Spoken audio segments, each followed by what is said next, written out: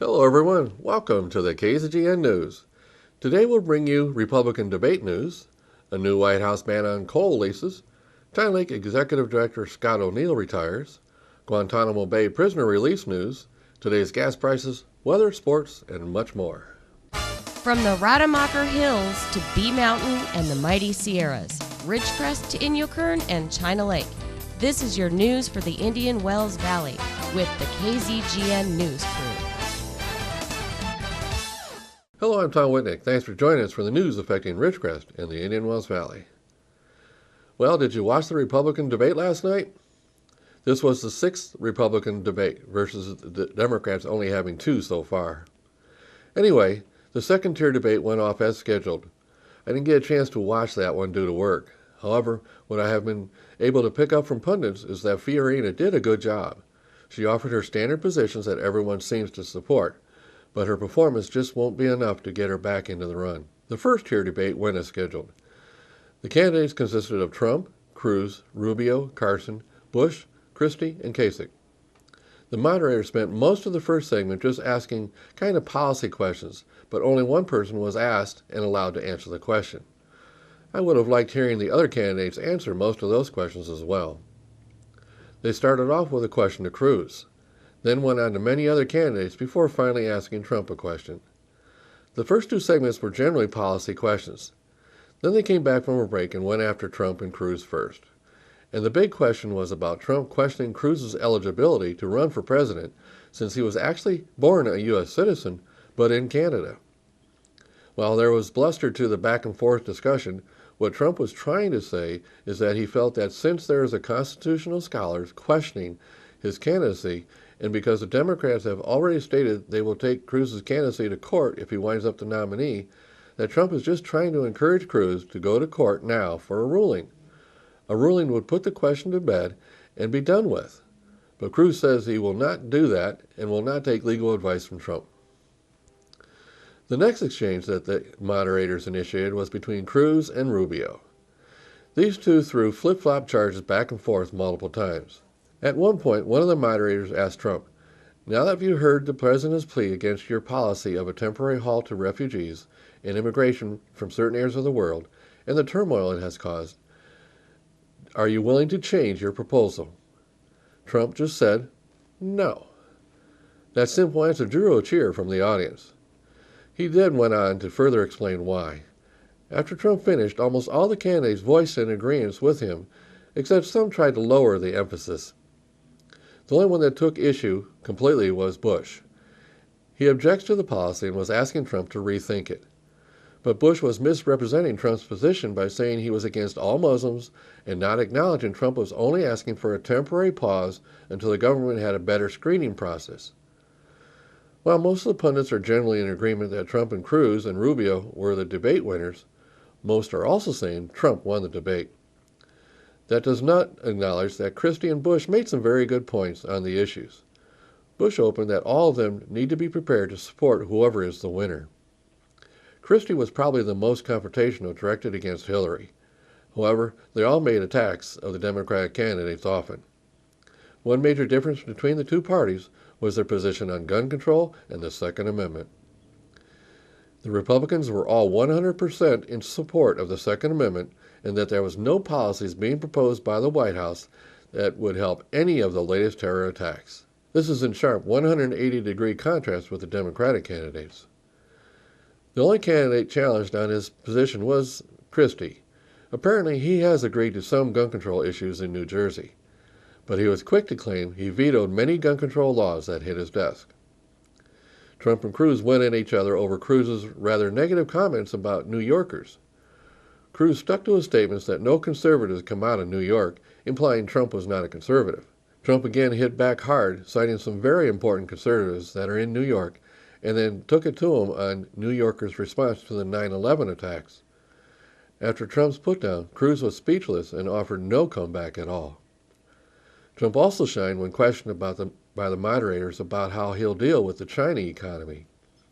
Trump gave a detailed plan on combating the unfair practices of China toward the U.S. A couple of the other candidates tried to climb on to Trump's comments, but none showed the depth of Trump's understanding of the problem. I haven't said much about Carson yet. That's because he was just okay. He offered no real points to strike at the others. Kasich was almost the same as Carson. Generally good statements, but nothing strong. Bush again tried to come on strong, but I don't think any major points are scored. One agreement among most of them was controlling illegal immigration. However, while they supported a stronger border policy and to build the wall Trump has been recommending, Rubio and Cruz went after each other on this issue, accusing each other of flipping on the issue. Another agreement among all of them was that ISIS threat was the nation's biggest problem, with the economy and jobs being the next important issue. They all agreed that we need to give more help to other countries in the region to fight ISIS.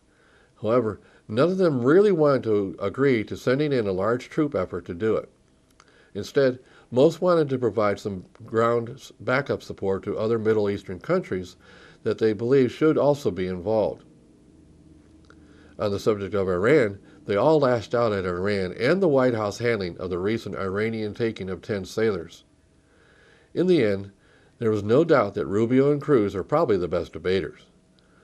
But the others were no slouches either. I would say Trump hit it out of the park in his closing statement when he said that just yesterday he met with a small group of construction workers. With them, he viewed a video of the sailors forced to be kneeling and with Iranian guns pointed at their heads, and sailors forced to apologize for their error. Trump said half of the construction workers were in tears over this display and were very angry at the White House apologizing to the Iranians. Trump declared that the White House thought this was a great turnout. Trump declared this weakness has got to stop, and it will stop after a Republican gets elected to the White House. Now stay tuned for news from the White House when we come back.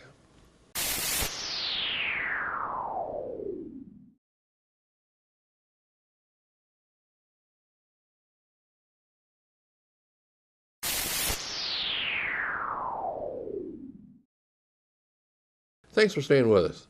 Well, in news from the White House, the Interior Secretary has just ordered a halt to any new leases for coal on federal lands for 3 years. And he has said that they will also reconsider the payment companies pay for these leases. Right now, they pay 12% of any revenue received for the coal they sell. However, this White House says that is not enough. The president this morning on TV stated that they need to raise the cost of old coal fuels to make the transition to clean energy more cost-effective. Since the market won't make clean energy affordable, then the White House has decided to raise the cost of the lower-priced alternative to make clean energy more competitive.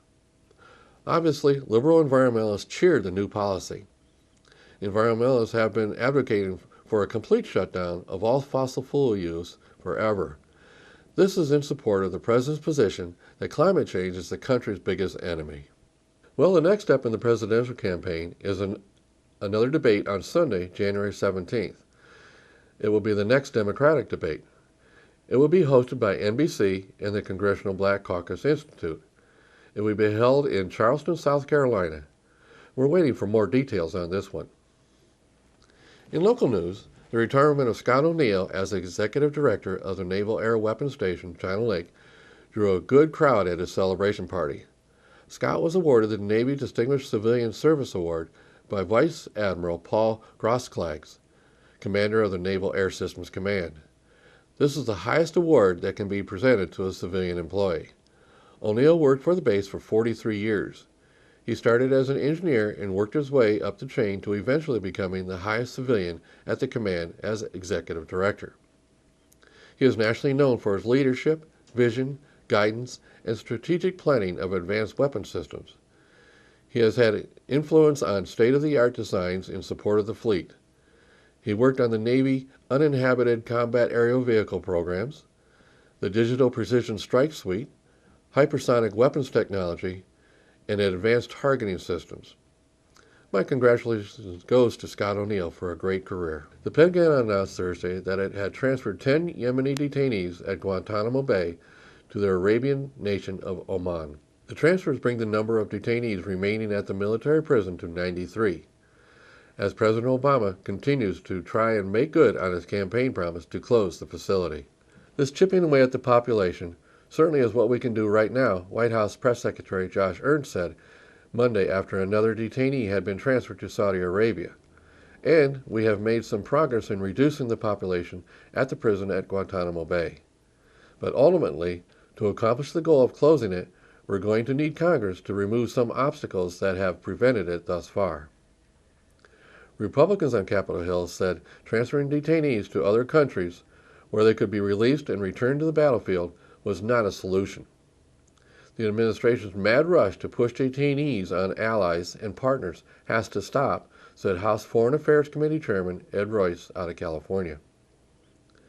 Americans deserve to know who the administration will release next, where they are going, and what confidence the administration has that they won't return to terrorist activities. But in his State of the Union address Tuesday, Obama once again called on Congress to close Guantanamo Bay completely. He said it is expensive, it is unnecessary, and it only serves as a recruitment brochure for our enemies.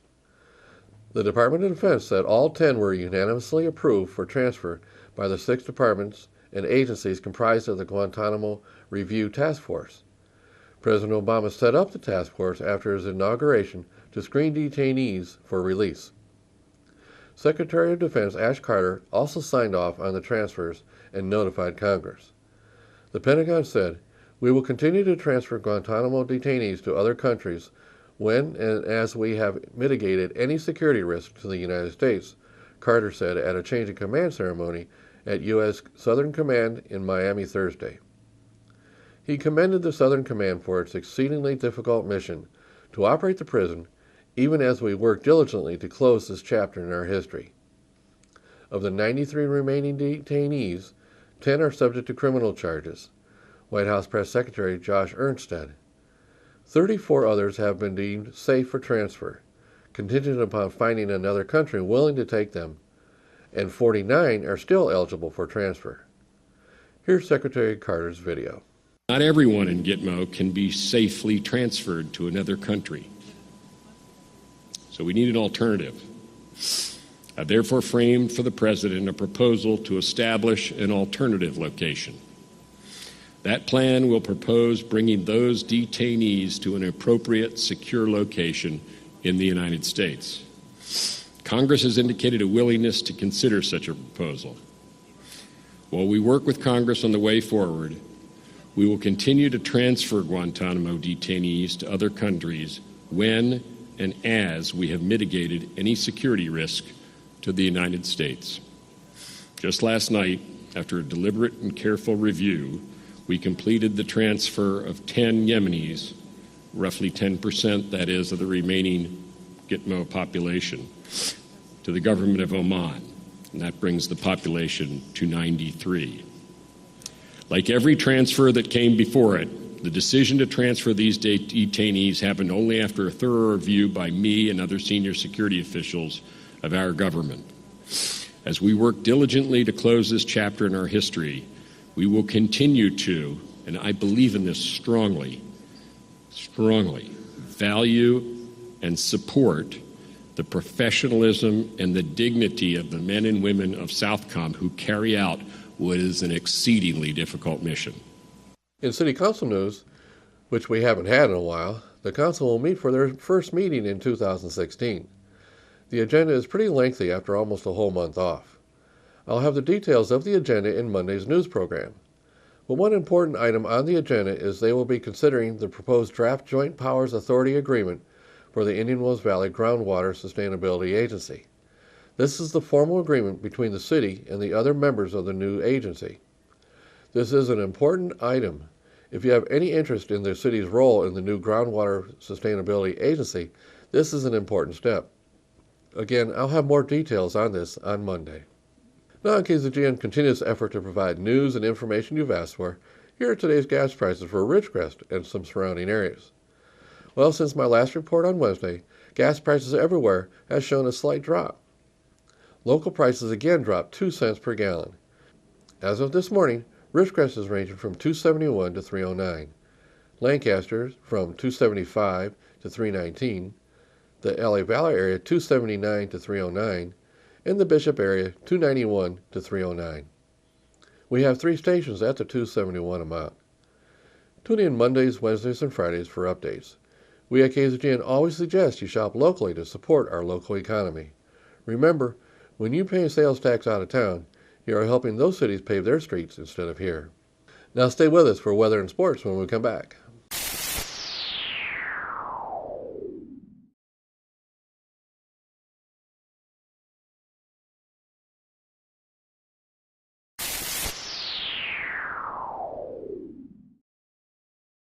Thanks for staying with us. Now here's Lane with the weather.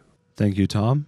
From the National Weather Service, an area of low pressure along the Gulf Coast will intensify and move up the eastern seaboard on Friday, bringing moderate to heavy rainfall and gusty winds to portions of the southeast and mid-Atlantic and snow to the interior portions of New England. Meanwhile, a storm system will impact the Pacific Northwest over the next couple of days, with heavy mountain snow, rainfall, and strong winds expected. Temperatures across the nation. Carolinas at 66, Georgia at 48, Arkansas at 66, northern Texas at 52, Arizona at 53, and Los Angeles at 58. And for us locally, tonight, partly cloudy with a low around 37, southwest wind 5 miles per hour. Saturday, mostly sunny with a high near 60, south-southwest wind 5 miles per hour. Saturday night, partly cloudy with a low around 37, south-southwest wind 5 miles per hour. Sunday, mostly sunny with a high near 61, south-southwest wind 5 miles per hour. Sunday night, partly cloudy with a low around 42, southwest wind 5 miles per hour. On Martin Luther King Day, partly sunny with a high near 62, west-southwest wind 10 to 15 miles per hour. Monday night, a 20% chance of rain, mostly cloudy with a low around 44, west wind 5 to 15 miles per hour with gusts as high as 20. And Tuesday, a 30% chance of rain, mostly cloudy with a high near 58, southwest wind 5 miles per hour. And that is your forecast for the IWV. Now back to Tom. Thanks, Lane. And now here's Tom Hecht with sports. And a very pleasant Friday early evening to everyone. Let's start with a local note tonight over at the Burroughs Barn. It'll be Burroughs and Apple Valley.